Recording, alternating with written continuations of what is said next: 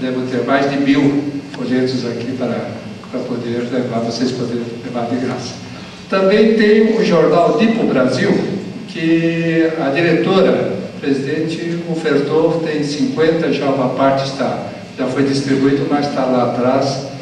Não é um jornal evangelístico, mas fala da comunidade de Kei, e acho interessante, quem quiser pode levar, está lá atrás. Agora, o nosso grupo, conforme já foi apresentado, o Nikkei urbano representa, acho que 80 a 90% dos Nikkeis.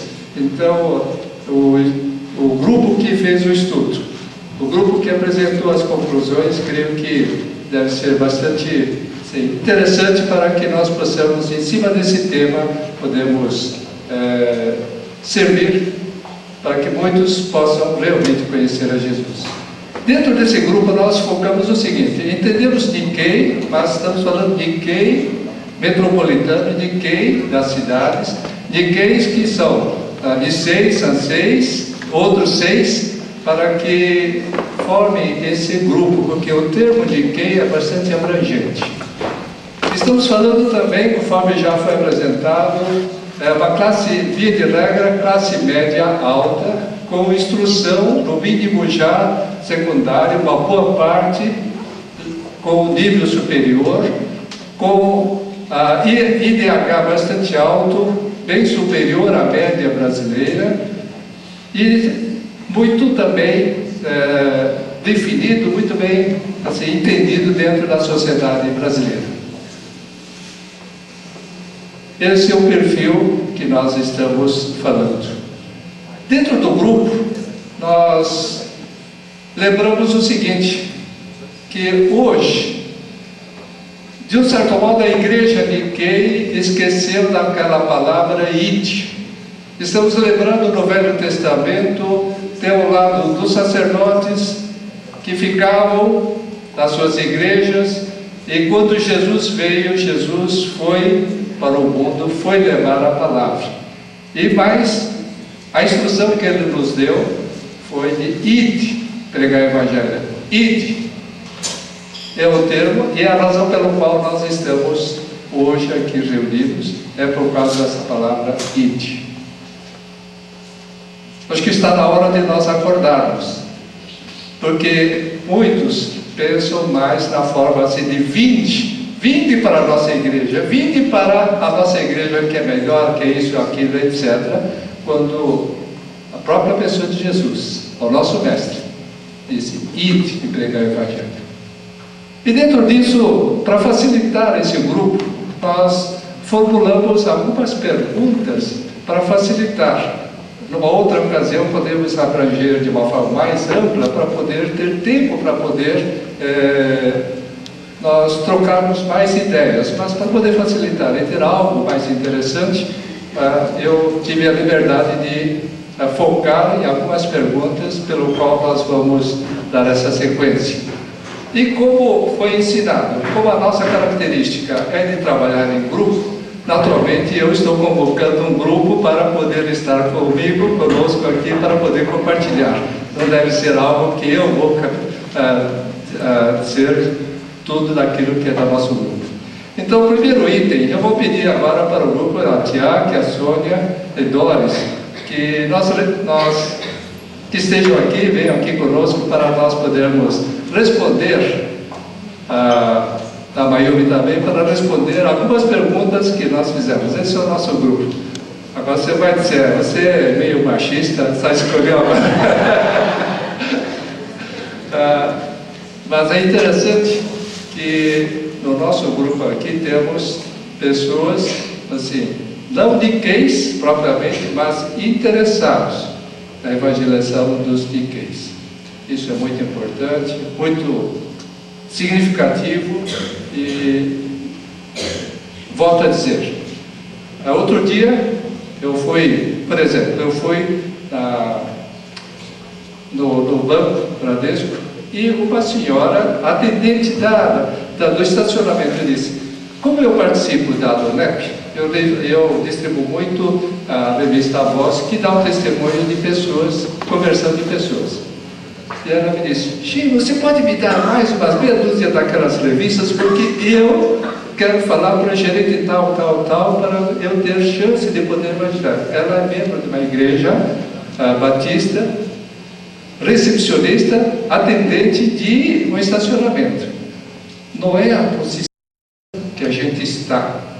O importante é dizer, Deus me chamou para evangelizar, Deus me chamou para esse grupo, e essa é a razão pela qual nós temos esse grupo de pessoas interessadas para poder evangelizar um grupo específico, de gente que foi dito. Talvez aqui no Brasil, o nosso grupo não passa de 3% dos Nikkeis realmente evangélicos. Não temos o número exato, mas, quem sabe, creio que é. Pastor Jurandir, acho que é por aí, né? Quando a nossa média brasileira, estamos nos 15% ou 20%, depende da forma de vida. Bom, a primeira pergunta que nós temos é o seguinte: o que torna relutante em se tornar cristão? Então eu vou pedir para que a Tiaki, em 2 minutos, possa então dar uma... Boa tarde.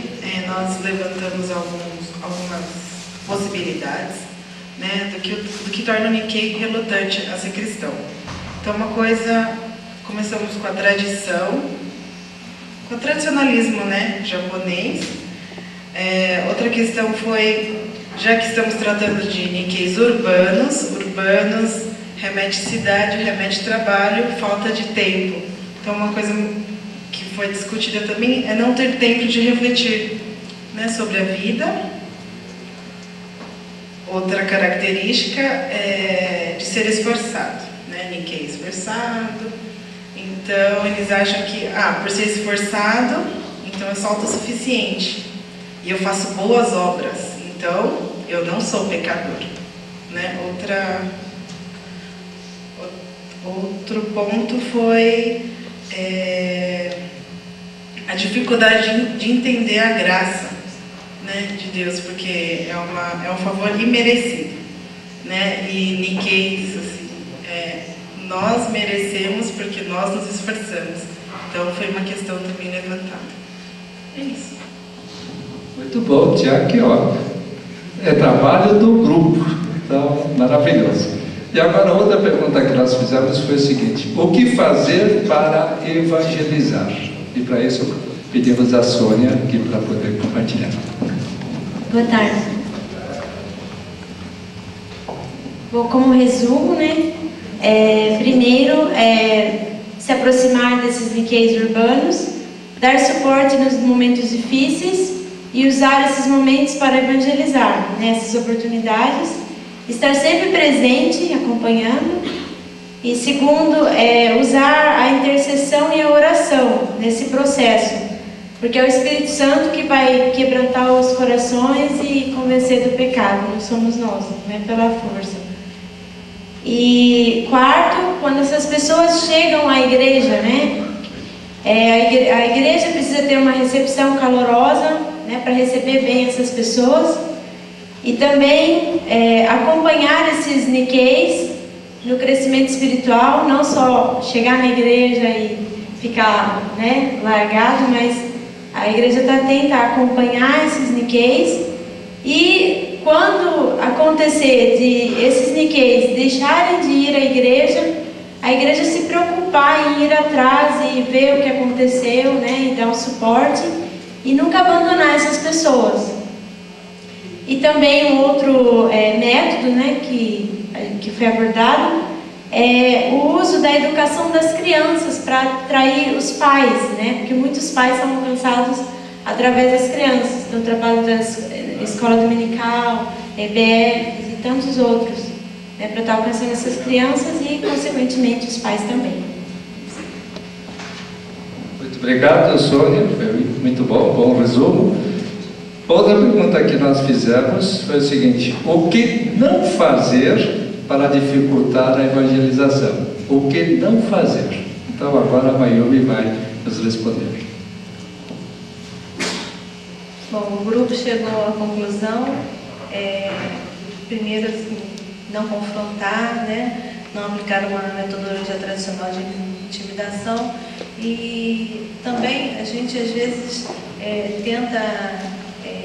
gente tem às vezes um formato como cristãos, e a gente às vezes quer pegar aquela pessoa em que o Espírito Santo de Deus ainda não trabalhou de maneira efetiva, né?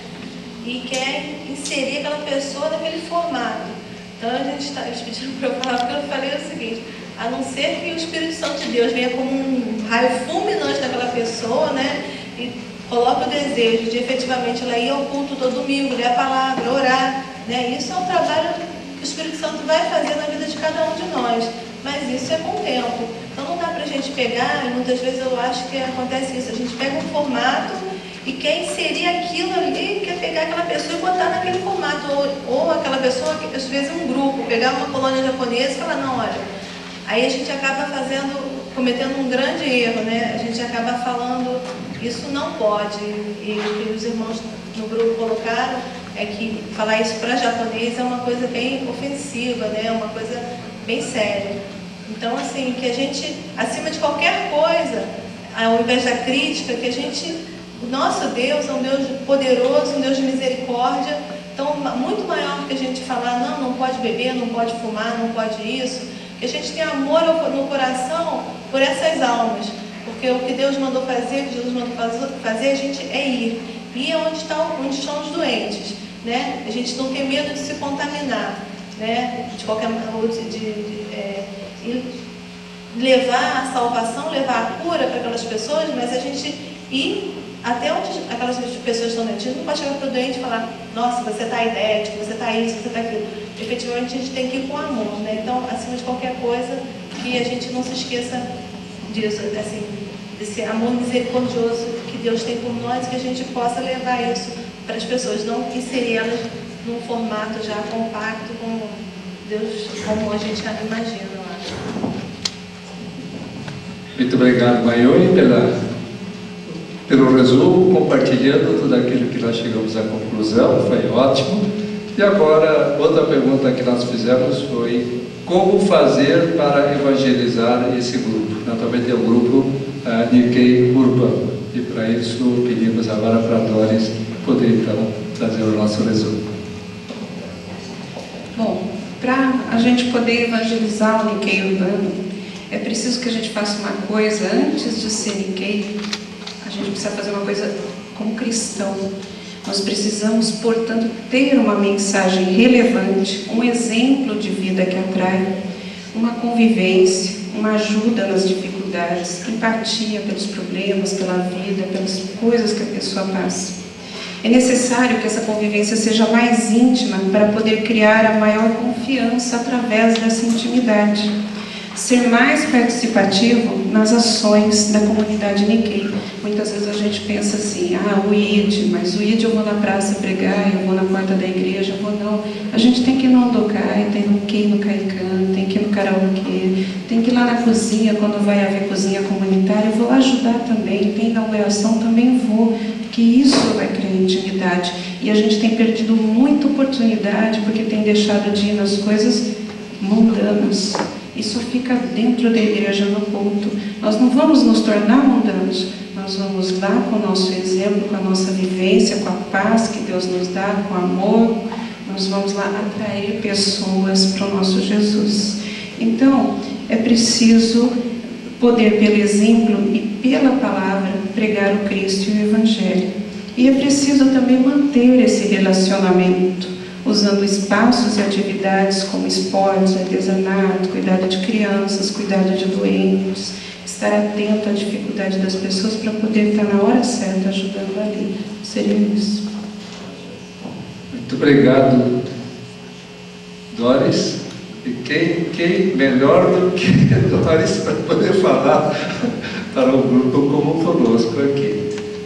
Realmente são palavras sábias, palavras do grupo, muito importante, e ressaltaria, entre todas as coisas também, temos que ser realmente cristãos autênticos. Aquilo que nós pregamos, temos que viver. O Nikkei é desconfiado.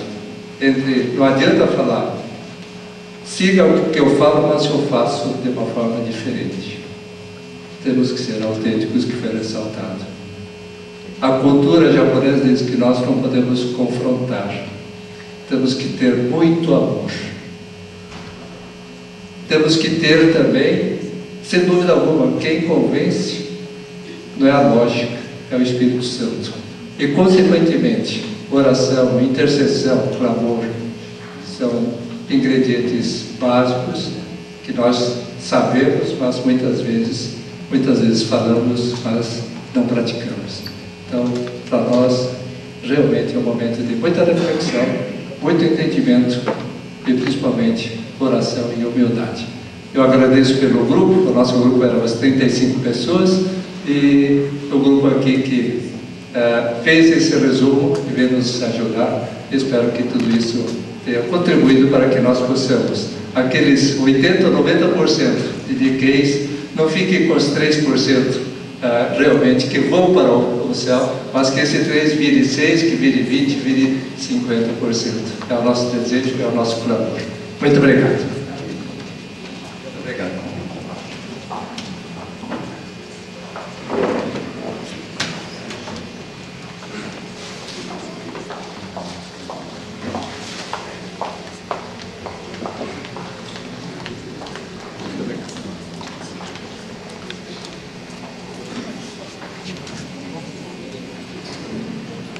Nosso workshop foi cuidado do DECASEG e da sua família, né? E eu preparei aqui rapidamente alguns slides que resumem as conclusões que o grupo tirou. Nós éramos fomos um grupo de 11 pessoas, dividimos em 2 grupos, e nós tomamos a seguinte direção, né?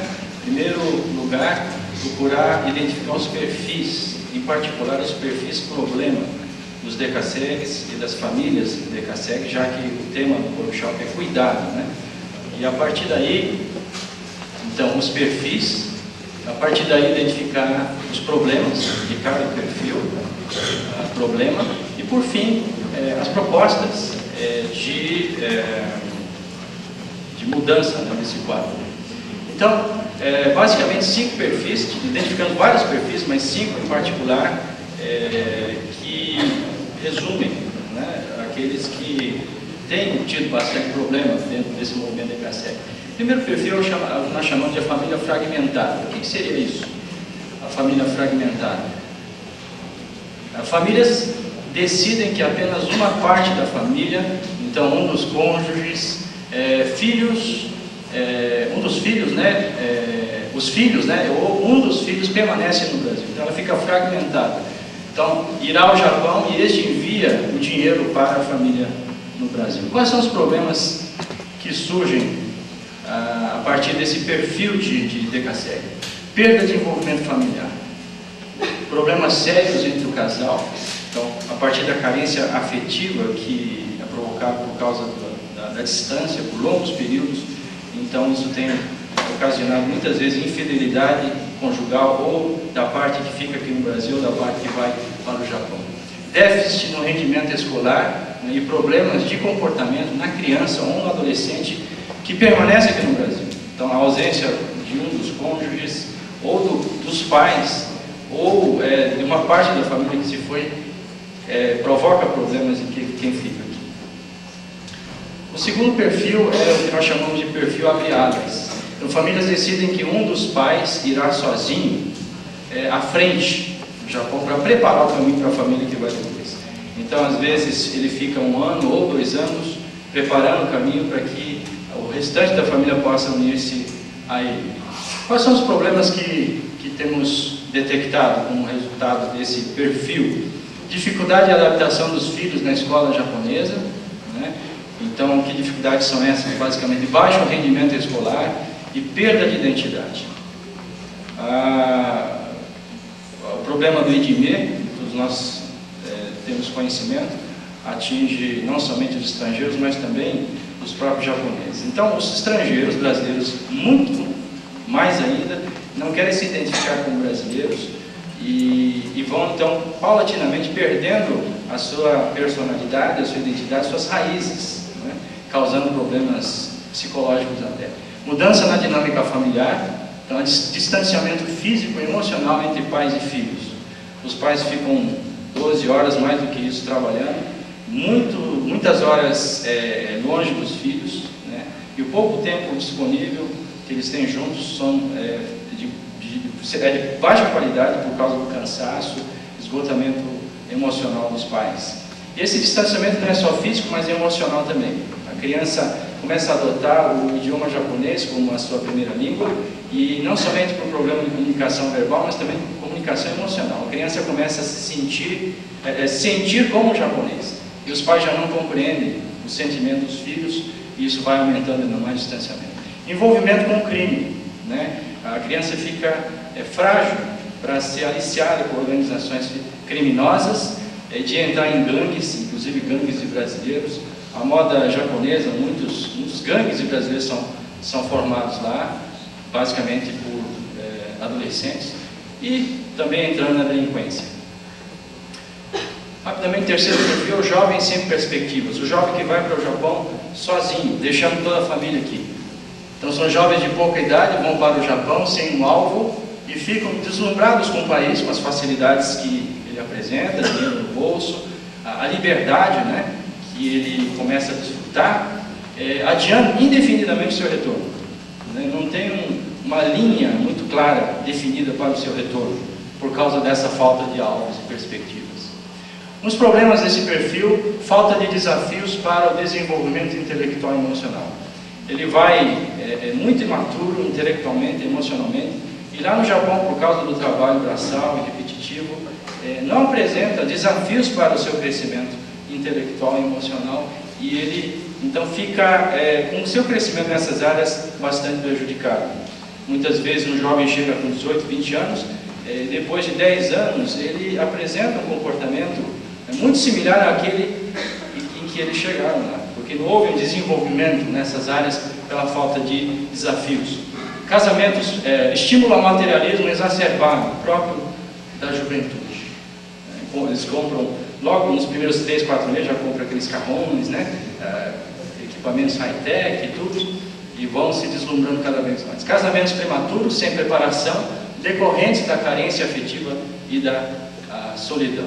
Casamentos mal, eles não conseguem se sustentar como casal, e quando vêm os filhos, então, não estão preparados como pais também.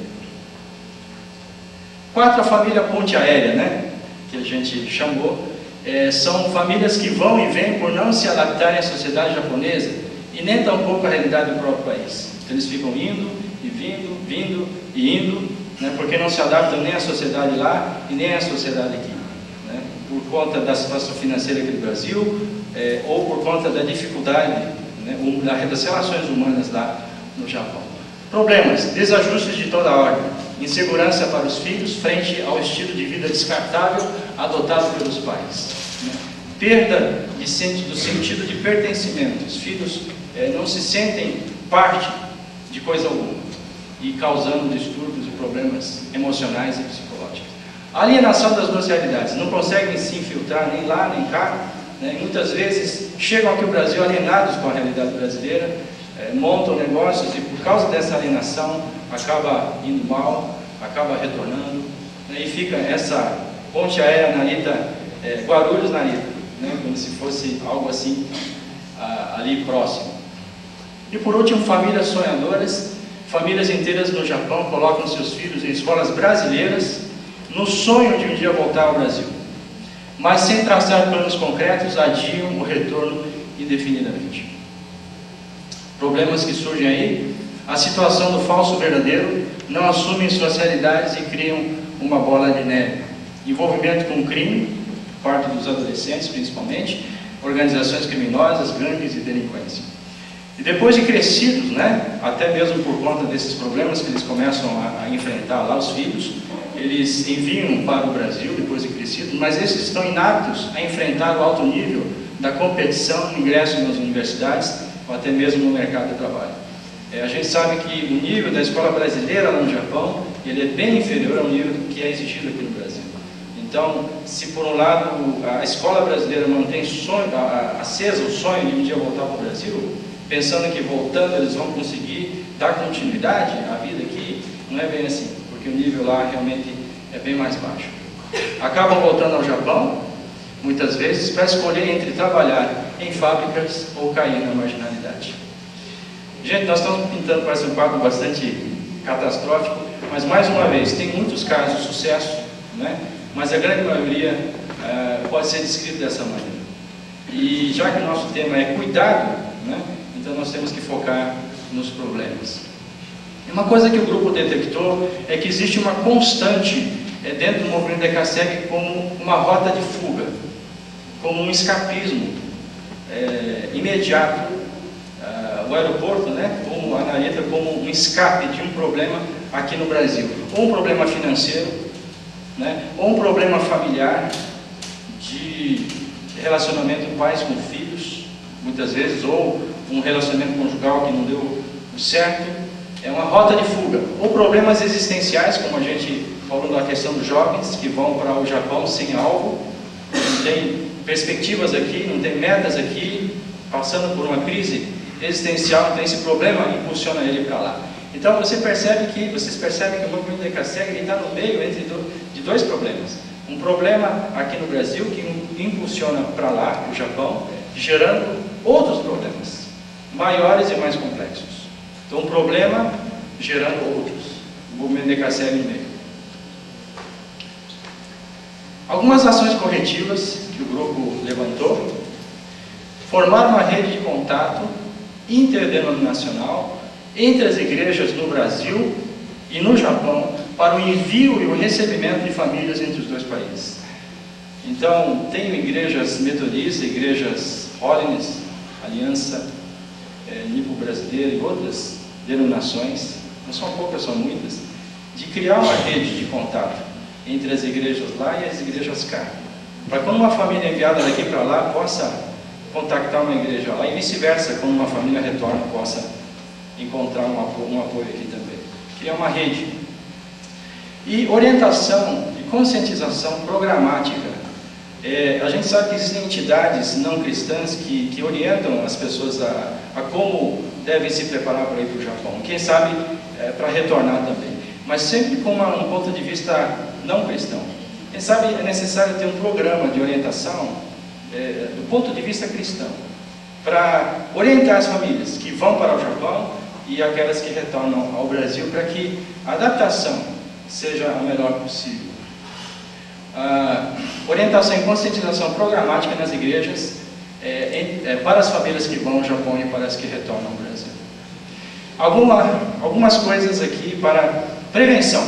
Nós temos que pensar não de forma corretiva apenas, mas também de forma preventiva.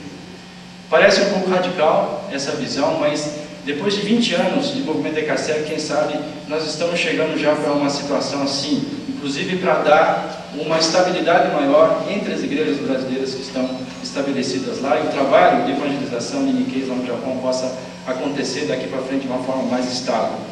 Então, de um modo geral, analisando caso a caso, obviamente, mas de uma forma geral, incentivar e orientar as famílias a se estabelecerem no Japão. Definitivamente. E muitos já estão fazendo isso, principalmente os Nikkeis latinos, né? De fala hispana. Eles já compram casas, colocam seus filhos em escolas japonesas, entram no sistema previdenciário japonês e já não pensam mais em retornar ao seu país. É uma imigração, né? Então, quem sabe, a igreja brasileira já está precisando ser conduzida dessa forma. Não mais o movimento DECASEG, mas um processo de imigração. Revestir as famílias no Japão, daquelas que decidem permanecer lá, de valor, ajudando-as a se engajarem no reino de Deus. A gente sabe que o dinheiro, o materialismo não preenche o coração humano, mas sim o reino de Deus. Então, ajudar as famílias a encontrarem valor, um engajamento na missão. Né? E a gente sabe que já tem um movimento missionário saindo do Japão entre os brasileiros para outras partes do mundo. Então esse é um potencial muito grande que há lá. De um modo geral, desencorajar as famílias a partirem para o Japão.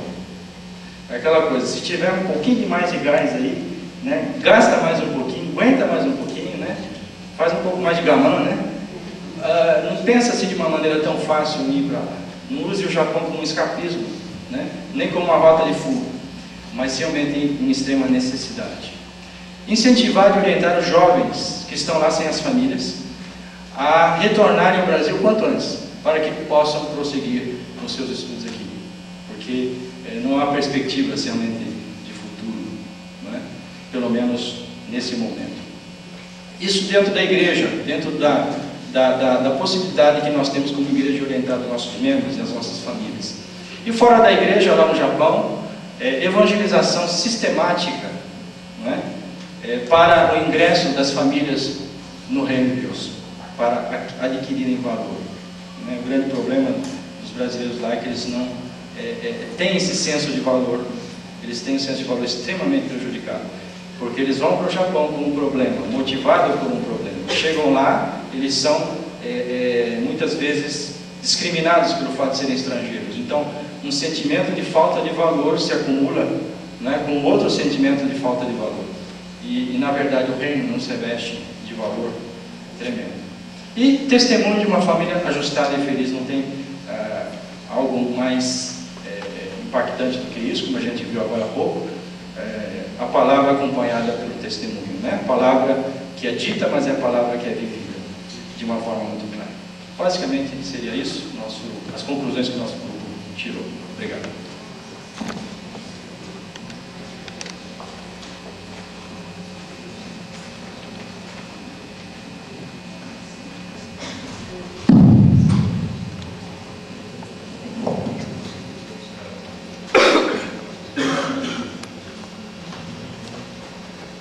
Konnichiwa. Minasan. Só sei falar isso agora. Então, eu participei do workshop do pastor Marcelo e ele falava sobre perspectiva da igreja Nikkei. Então, no começo ele deu um panorama daquilo que nós estamos experimentando na nossa denominação, na Igreja Metodista Livre. Então, alguns números, como tem sido o desenvolvimento, né, quando cresceu, qual a participação e também o que representa o cristão Nikkei dentro da comunidade total Nikkei e comparando isso com os evangélicos no resto do Brasil. E aí nós tivemos 4 perguntas. Eu vou ler as perguntas e as respostas eu vou fazer tudo misturado, tá? Porque vocês vão entender por quê. As perguntas eram: quais eram os pontos fortes e fracos da igreja Nikkei no Brasil? O que deve acontecer na igreja Nikkei para que ela se desenvolva de uma maneira saudável? Isso tem subentendido que talvez ela não esteja, né? Então, o que tem que acontecer para ela se desenvolver de maneira saudável? Quais são os aspectos cruciais que a igreja deve ficar atenta para evangelizar de maneira eficaz no Nikkei? Então, quais são os pontos que a gente deve prestar atenção? E a última pergunta, a igreja até hoje tem concentrado seus esforços no Nikkei. Daqui para frente, como a gente deve fazer? Continua concentrado no Nikkei? Como é que a gente deve trabalhar de hoje em diante? Então essas eram as perguntas. Uma coisa interessante, que muita coisa que nós ouvimos aqui tem muita coisa do que a gente conversou lá, né? Então estamos todos falando a mesma língua, pensando a mesma coisa. A intenção, eu imagino, do workshop era talvez trazer algumas coisas práticas, mas eu vi que a gente conversou várias coisas teóricas, tentando entender também o que estava acontecendo. A grande conclusão é que a gente está distante da comunidade Nikkei. Todos os grupos falaram isso, metade da minha planilha, está tudo amarelinho aqui, quer dizer, metade dos comentários tem a ver que a gente está longe do nosso vizinho japonês que não é evangélico. Eu tenho a minha vida, ele tem a vida dele, e a minha vida não se mistura com a dele. Eu não vou no clube com ele, eu não vou na mesma balada que ele. Bom, a gente pode...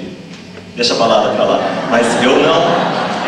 a minha vida não é igual a dele. E eu não faço nenhum esforço para ter um relacionamento de alguma maneira com ele, né? Então, foi isso que eu consegui tirar. É que a maioria das pessoas fala: não, a gente está muito distante, a gente tem que ir no bunka, lá no... em algum lugar, a gente não vai nas festas, e nós somos muito fechados em em aceitar as pessoas. Então a pessoa vem para a gente não sabe receber o visitante, seja Nikkei ou não.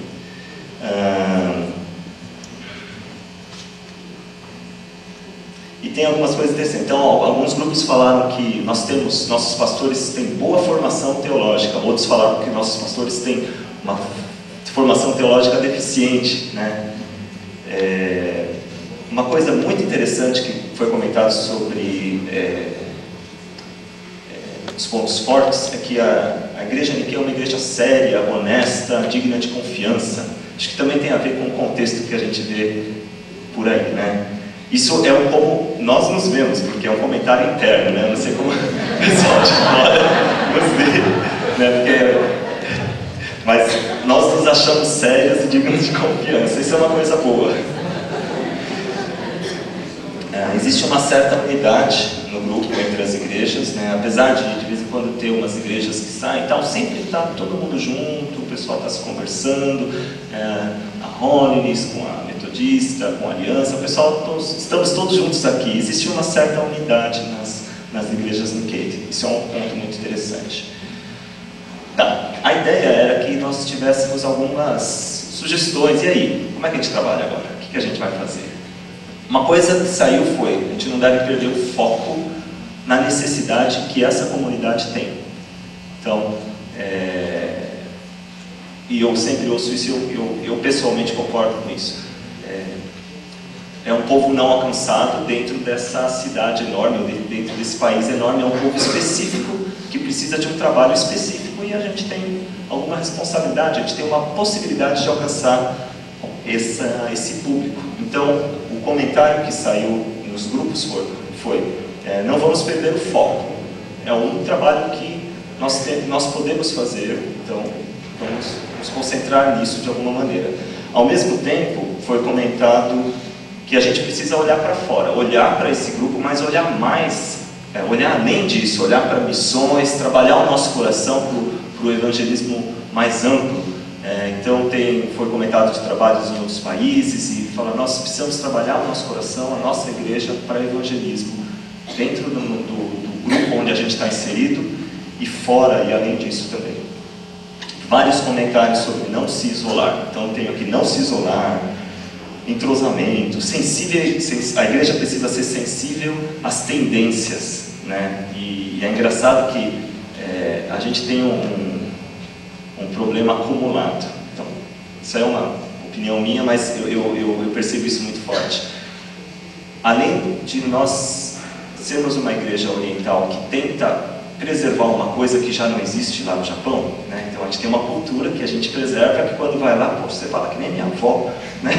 Que é o que eu ouço dos meus amigos, né? Que o japonês do jovem aqui que fala em casa, chega lá e eles não reconhecem.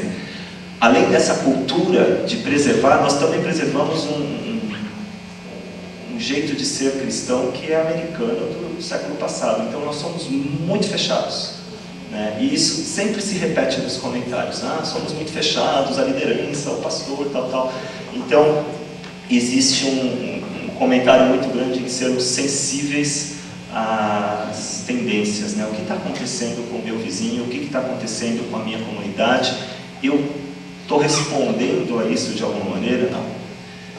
Basicamente, esse é o panorama geral do que a gente conversou. Então, de modo geral, o tom era integração com a comunidade japonesa. Esse era o tom do que a gente ouviu no nosso workshop.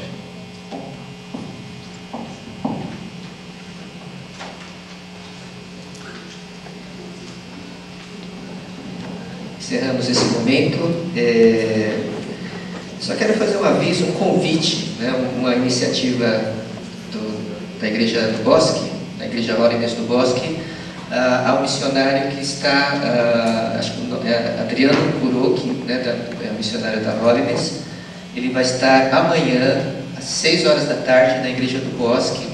Então todos estão convidados, né, abrindo a casa. É uma iniciativa muito bacana, né, de poder ouvir um pouco mais a respeito do trabalho ali no Japão. Então o pastor Edu está abrindo a possibilidade de todos nós podermos ir para lá. Nós vamos fazer um pequeno intervalo. Nós temos